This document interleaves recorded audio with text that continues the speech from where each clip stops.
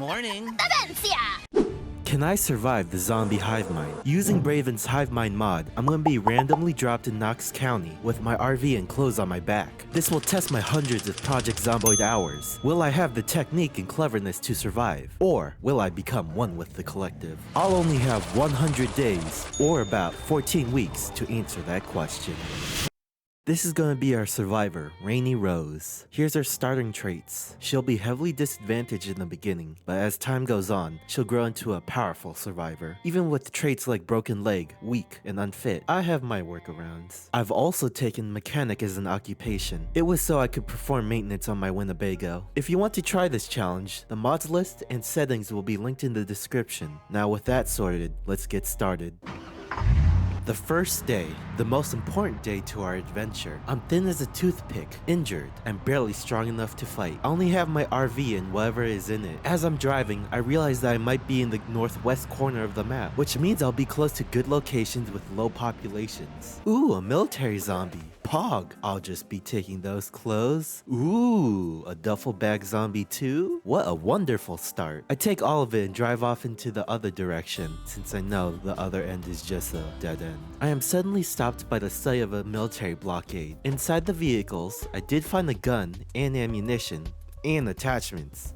Also a landmine. Poggers! Next up, I arrive at my first point of interest. The little businesses and homes here on the map. Of course, I take whatever supplies I can gather. My first goals were to survive my initial wounds and gather my strength. Right now, I was a little weakling that can't handle the big hordes. Once I scavenge from the little cove, I start organizing my little home into a cozy and stocked base. A freezer, stove, sink, and comfy sofa to watch my TV shows. All of that. After that, I decide to do some fishing. When I thought it was clear, a single set decided to come and invite their friends over. I had simple farm tools as weapons, but I handled the problem without injury. One of the Zeds had a large backpack on. It was a survivor zombie. I was already exhausted by this point, so it was an incredibly slow fight. The first week was basically spent here. I read books, fished, and did some mindless tasks to grind out my skills. Once I was satisfied with my mostly healed injuries, I fueled up at the pump, made some food, and moved on to a different location. On the road, I saw a construction scene, a good opportunity for a sledgehammer. Unfortunately, no such hammer, but there were tools and other miscellaneous items. There were a few scenes on the road as I continued my drive. There was a flipped over car, a car in the middle of the road changing its tire, and a couple crash sites. All good loot opportunities for tools, but nothing too interesting. In the rural farmhouses, I encountered a few zombies, but it quickly turned into a big problem. I panicked at first, but after some genius duping, I lost the horde. This was going to be the first of many hordes, so I would have to learn better ways to evade them quickly, or die trying. Not only that, but to make some good weapons too. For instance, using some carpentry tools, I was able to craft a baseball bat from a log. As I was being a busy loot goblin, I had an idea. I could use the gas from the pump to make Molotov cocktails and use a landmine for emergencies. I carried them around for those just in case moments. Genius on my part. And said emergency happened. I'd open up the horde with an explosive introduction.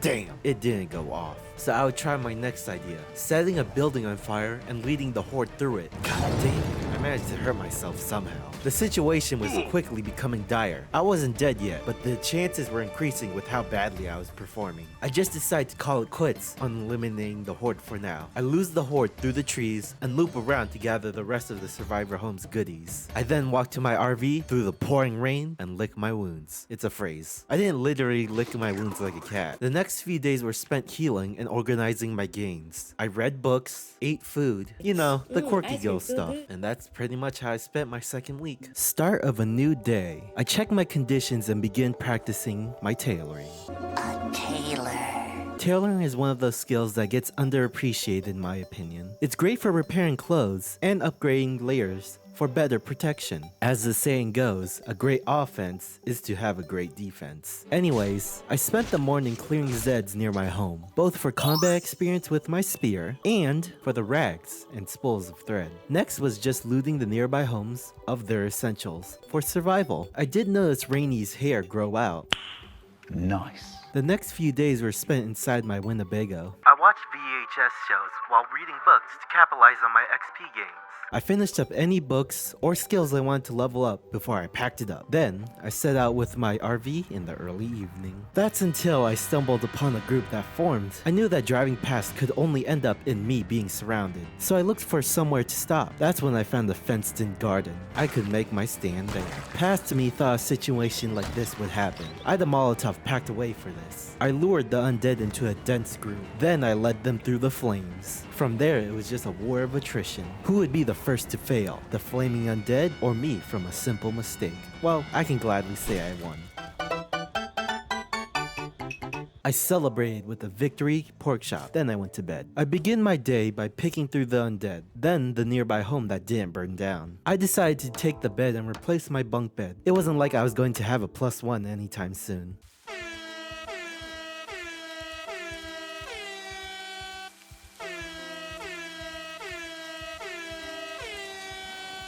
Speaking of homes, the week was spent moving slowly through the rural farms. It was difficult to get far without having to clear the hordes. I had the proper weapons. It was just very tedious to fight through the tens of Zeds for a single can of food or a pair of socks. That's when I had the desire to journey to the industrial complex, just outside of Riverside. It would not be easy. Even as I drove through the main roads, I had to frequently stop just to begin fighting. I knew that just driving to where I wanted would be foolish. I need to pierce an entrance through the hordes of undead. Wow. Well done! Well done!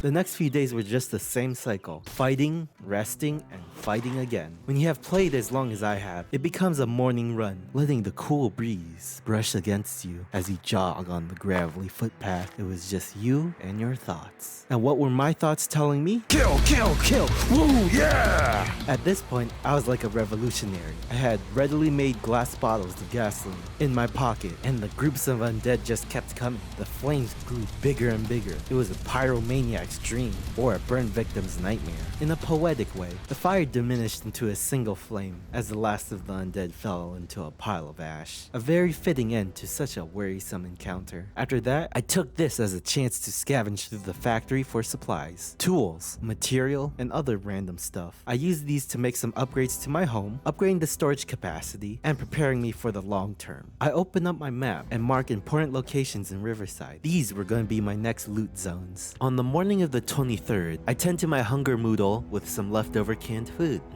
Yummy preserved vegetables or meat product.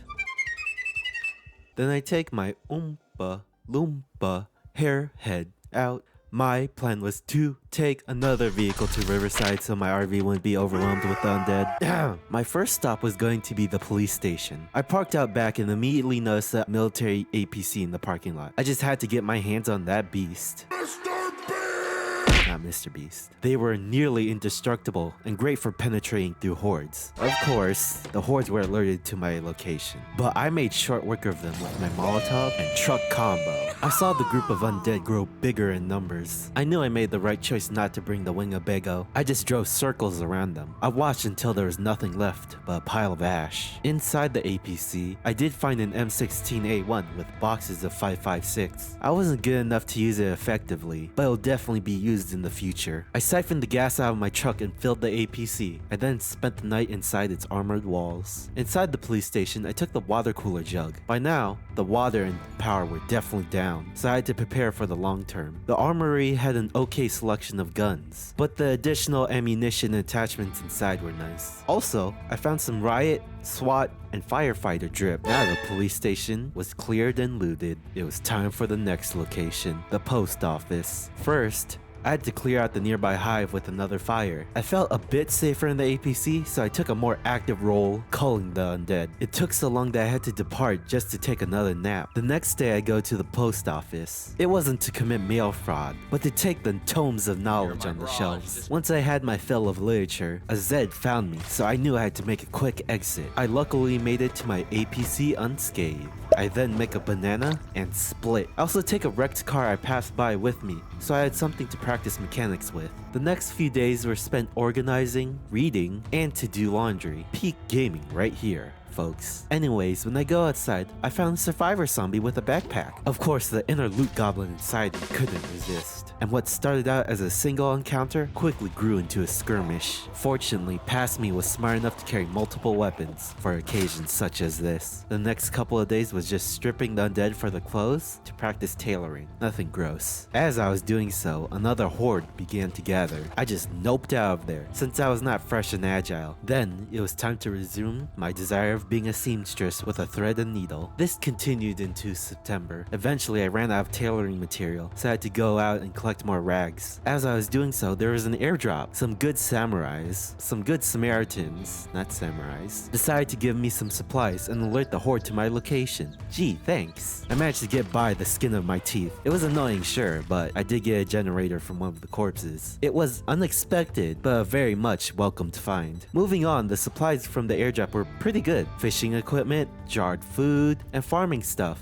After sorting through that, I realized that I'm at level 9 tailoring, so I decided to train different skills, carpentry and metalworking. I just disassembled the furniture of a nearby home and used the material to board up the windows. I got to level 6 in carpentry and level 1 in metalworking. Pretty good, not enough for the rain barrels, but good enough for other stuff. It wasn't like I needed rain barrels since I had the RV. After some more collecting from corpses I missed, I resumed the tailoring skill grind.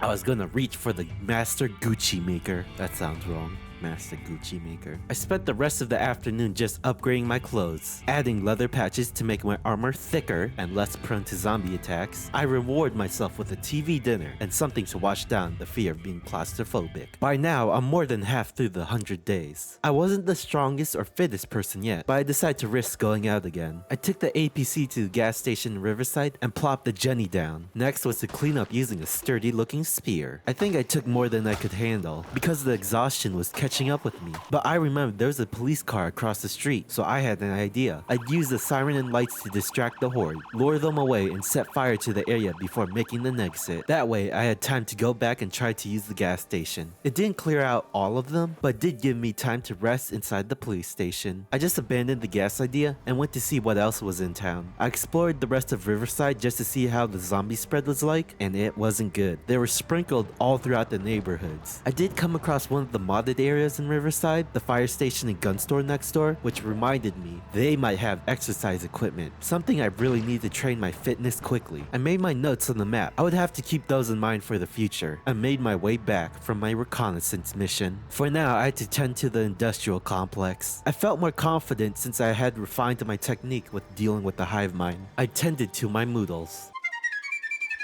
Then tied up and dyed the Oompa Loompa hair to make it a nice ginger and began cleaning up the industrial area. It was all so I could use the gas pumps to fill up my gas cans and barrels with fuel. Now I had the supply to last for a long while. The rest of the week was just spent hot wiring and filling up cars nearby. It was just in case I needed an extra vehicle. It's always good to have backups for emergencies. During the morning typhoon, I just stayed indoors and dismantled furniture for the metalworking and electrical skills. Plus, it gave me some extra material I could use to repair my RV. Speaking of, I looted some spare parts from the mechanic shop. They were brand new, so I decided to replace a couple of tires and brakes with fresh stuff. And I kept the old RV parts just in case. There were no zombies to bother me. Watching the RV come together and seeing Rainy make so much progress was satisfying. That is until a random horde showed up. They must have migrated from the trailer park nearby. I dealt with the inconvenience, but it did give me an idea. I continued with breaking down at the factory. I looted what I could use and decided to make myself a makeshift shotgun. My skills were high enough, I read the magazines, and the gun itself was relatively cheap to make along with its ammo. The reason why I wanted this weapon was to start training my aiming skill. I knew shotguns were the best option for this, so if I could use this without using real ammo, that would be beneficial. The gun itself was relatively cool looking, plus it had a satisfying hiss. All the better.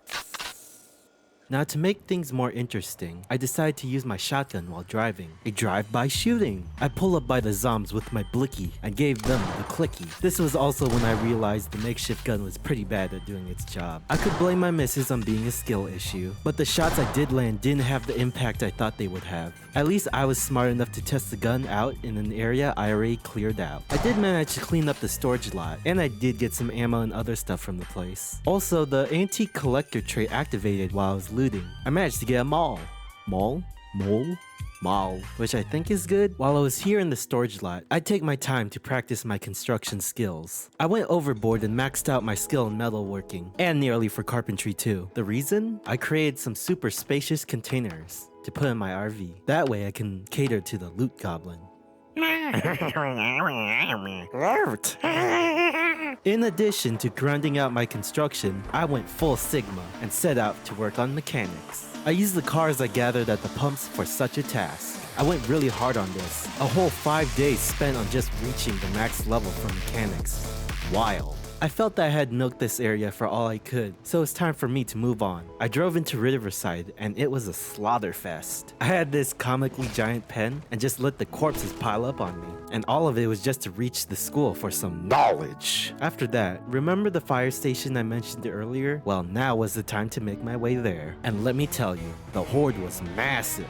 I had to park in a field just to establish an area to begin my fight. I used fire to burn down most of them, and to use my weapons to cut down the stragglers. But in the end, I managed. After that was all said and done, I did some remodeling for my RV. I had the material and skill, so I thought, why not? Then I felt fresh and ready. I made my way back to the station. I also made use of an actual shotgun I had in storage, and it was way more effective in taking down the groups of undead. It was just zombie after zombie, just to clear out the gas station next to the fire station. But when I reached the fire station and got my precious treadmill, I placed the treadmill down and marked the end of the 100 days. Well, 101 days? It depends if you count day 1 as 0 or as day 1.